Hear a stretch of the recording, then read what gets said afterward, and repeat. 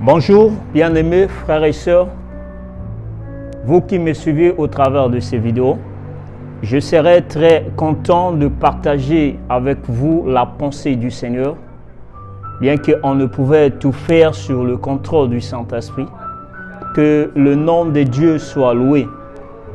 La pensée que je viens ce soir à partager ensemble avec toi, c'est la différence entre la foi et l'espérance. Chose très importante, très capitale pour notre vie chrétienne.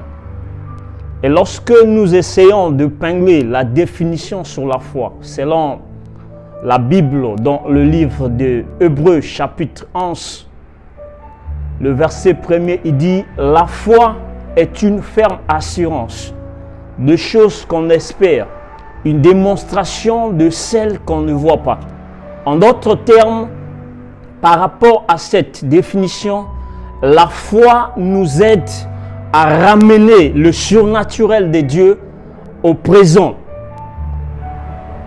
La foi nous aide à appeler ce qui est invisible à être visible. Et la foi a toujours été au présent. Et lorsque nous voulons parler de l'espérance, l'espérance a attrait au futur. L'espérance n'est pas au présent, mais l'espérance est au futur.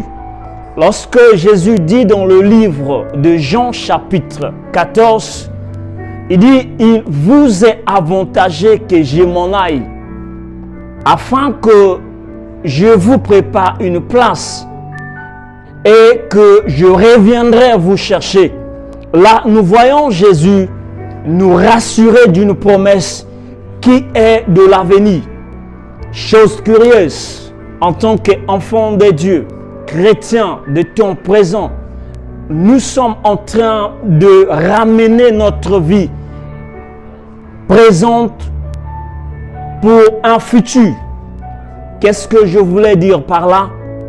Bon nombre de gens ont une foi pour le futur et non pour le présent. Mais nous allons comprendre que la foi, c'est pour le présent.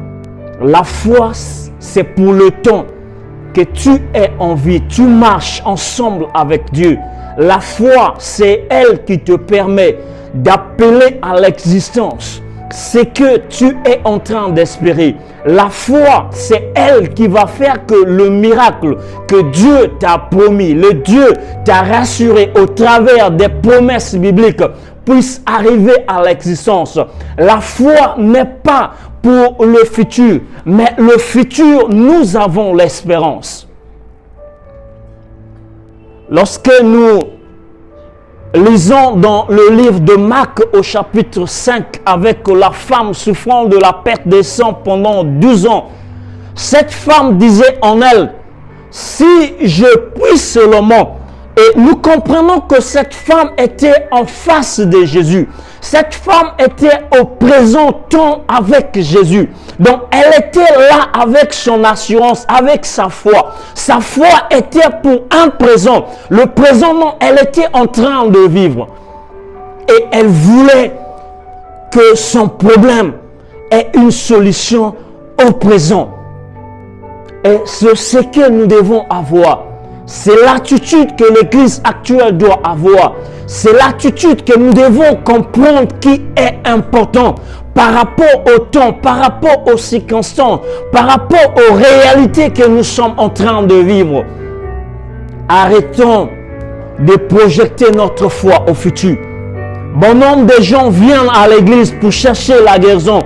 Bon nombre de gens viennent à l'église pour chercher le miracle. Mais nous allons voir dans ces gens que leur foi est basée au présent. Nous allons voir aux gens, leur foi est dans le futur. Dieu va faire, Dieu va changer. Mais il serait mieux de dire, Dieu changer. Tu as besoin de vivre ce que tu désires au présent. Tu as besoin que cela s'efface au présent. Et une fois pour le futur, lorsque nous lisons dans Jean chapitre 11 avec l'histoire de Lazare,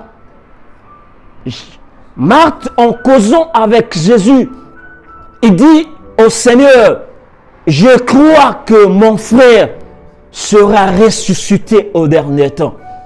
Ça, c'est une attitude d'une foi qui est basée sur l'espérance, qui est dans le futur.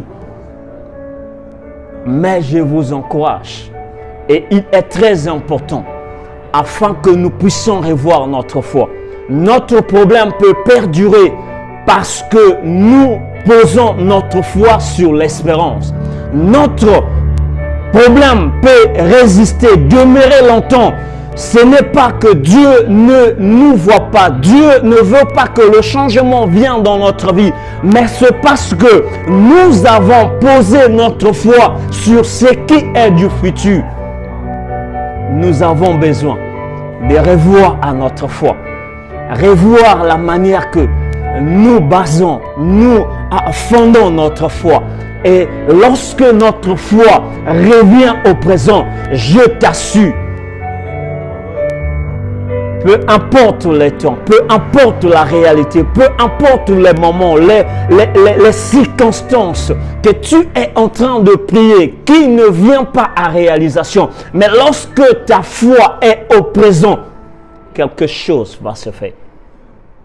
Parce que ton miracle n'est pas dans le nombre de ce qui est passé, mais ton miracle est dans le nombre des jours qui te restent. Que Dieu te bénisse.